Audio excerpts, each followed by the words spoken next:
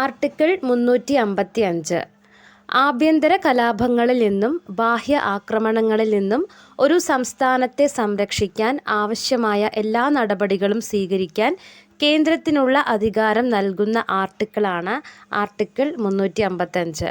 Not ചെയ്യുക. ആഭ്യന്തര കലാപങ്ങളിൽ നിന്നും ബാഹ്യ ആക്രമണങ്ങളിൽ നിന്നും ഒരു സംസ്ഥാനത്തെ സംരക്ഷിക്കാൻ ആവശ്യമായ എല്ലാ നടപടികളും സ്വീകരിക്കാൻ കേന്ദ്രത്തിനുള്ള അധികാരം നൽകുന്ന ആർട്ടിക്കിളാണ് article 355. Article 355. Next article 153. Article 153 സംസ്ഥാനങ്ങളിലെ ഗവർണർമാരെക്കുറിച്ച് പ്രതിപാദിക്കുന്ന ആർട്ടിക്കിളാണ് ആർട്ടിക്കിൾ 153. നോട്ട് ചെയ്യുക. സംസ്ഥാനങ്ങളിലെ ഗവർണർമാരെക്കുറിച്ച് പ്രതിപാദിക്കുന്ന ആർട്ടിക്കിളാണ് ആർട്ടിക്കിൾ 153. 153 153 എന്താണ്? സംസ്ഥാനങ്ങളിലെ ഗവർണർമാരെക്കുറിച്ച് പ്രതിപാദിക്കുന്ന ആർട്ടിക്കിളാണ് ആർട്ടിക്കിൾ 153. Next article 30. ആർട്ടിക്കിൾ 30 നോക്കാം. ന്യൂനപക്ഷ വിഭാഗങ്ങൾക്ക് വിദ്യാഭ്യാസ സ്ഥാപനങ്ങൾ ആരംഭിക്കുന്നതിനുള്ള അവകാശം നൽകുന്ന വകുപ്പാണ് ആർട്ടിക്കിൾ 30. ന്യൂനപക്ഷ വിഭാഗങ്ങൾക്ക് വിദ്യാഭ്യാസ സ്ഥാപനങ്ങൾ ആരംഭിക്കുന്നതിനുള്ള അവകാശം നൽകുന്ന വകുപ്പാണ് ആർട്ടിക്കിൾ 30. നോട്ട് ചെയ്യുക. ന്യൂനപക്ഷ വിഭാഗങ്ങൾക്ക് വിദ്യാഭ്യാസ സ്ഥാപനങ്ങൾ ആരംഭിക്കുന്നതിനുള്ള അവകാശം നൽകുന്ന വകുപ്പാണ് ആർട്ടിക്കിൾ 30. അടുത്ത ആർട്ടിക്കിൾ 47. നെക്സ്റ്റ് ഏതാണ്? ആർട്ടിക്കിൾ 47. പൊതുജന ആരോഗ്യവുമായി ബന്ധപ്പെട്ട ഭരണഘടനാ വകുപ്പാണ് ആർട്ടിക്കിൾ 47. അപ്പോൾ ക്വസ്റ്റ്യൻ ചോദിക്കും, പൊതുജന ആരോഗ്യവുമായി ബന്ധപ്പെട്ട ഭരണഘടനാ വകുപ്പ് ഏതാണ്? ആർട്ടിക്കിൾ 47. Next article 343. ആർട്ടിക്കിൾ 343 343 രാഷ്ട്രഭാഷ ഹിന്ദി ആയിരിക്കണമെന്ന് നിഷ്കർഷിക്കുന്ന ആർട്ടിക്കിളാണ് ആർട്ടിക്കിൾ 343. രാഷ്ട്രഭാഷ ഹിന്ദി ആയിരിക്കണമെന്ന് നിഷ്കർഷിക്കുന്ന ആർട്ടിക്കിളാണ് ആർട്ടിക്കിൾ 343 343 രാഷ്ട്രഭാഷ ഹിന്ദി ആയിരിക്കണമെന്ന് നിഷ്കർഷിക്കുന്ന ആർട്ടിക്കിളാണ് ആർട്ടിക്കിൾ 343. Next article 368. ആർട്ടിക്കിൾ 368 എന്താണ്? ഭരണഘടന ഭേദഗതി ചെയ്യാൻ പാർലമെൻറ്റിന് അധികാരം നൽകുന്ന ആർട്ടിക്കിളാണ് ആർട്ടിക്കിൾ 368.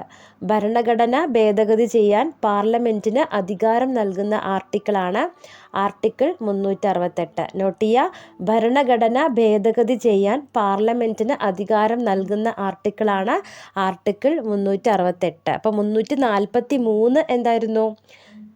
രാഷ്ട്രഭാഷ ഹിന്ദി ആയിരിക്കണമെന്ന് നിഷ്കർഷിക്കുന്ന ആർട്ടിക്കിളാണ് 343. 368 ഭരണഘടന ഭേദഗതി ചെയ്യാൻ പാർലമെൻറ്റിന് അധികാരം നൽകുന്ന ആർട്ടിക്കിളാണ് ആർട്ടിക്കിൾ 368. Next article 324. ആർട്ടിക്കിൾ 324 എന്താണ്? ദേശീയ ഇലക്ഷൻ കമ്മീഷനാണ് ആർട്ടിക്കിൾ 324. ദേശീയ ഇലക്ഷൻ കമ്മീഷനെ കുറിച്ച് പ്രതിപാദിക്കുന്ന ആർട്ടിക്കിൾ ഏതാണ്? ആർട്ടിക്കിൾ 324 324 ദേശീയ ഇലക്ഷൻ കമ്മീഷനെ കുറിച്ച് പ്രതിപാദിക്കുന്ന ആർട്ടിക്കിൾ ഏതാണ്? Article 324. Okay. Next article 61. Article 61 രാഷ്ട്രപതിയെ ഇംപീച്ച് ചെയ്യാനുള്ള അധികാരം പാർലമെൻറ്റ് നൽകുന്നതുമായി ബന്ധപ്പെട്ട ആർട്ടിക്കിളാണ് ആർട്ടിക്കിൾ 61. നോട്ട് ചെയ്യുക. ആർട്ടിക്കിൾ 61 രാഷ്ട്രപതിയെ ഇംപീച്ച് ചെയ്യാനുള്ള അധികാരം പാർലമെൻറ്റ് നൽകുന്നതുമായി ബന്ധപ്പെട്ട ആർട്ടിക്കിളാണ് ആർട്ടിക്കിൾ 61. രാഷ്ട്രപതിയെ ഇംപീച്ച് ചെയ്യാനുള്ള അധികാരം പാർലമെൻറ്റ് നൽകുന്നതുമായി ബന്ധപ്പെട്ട ആർട്ടിക്കിളാണ് ആർട്ടിക്കിൾ 61. രാഷ്ട്രപതിയെ ഇംപീച്ച് ചെയ്യാനുള്ള അധികാരം പാർലമെൻറ്റ് നൽകുന്നതുമായി ബന്ധപ്പെട്ട ആർട്ടിക്കിൾ 61.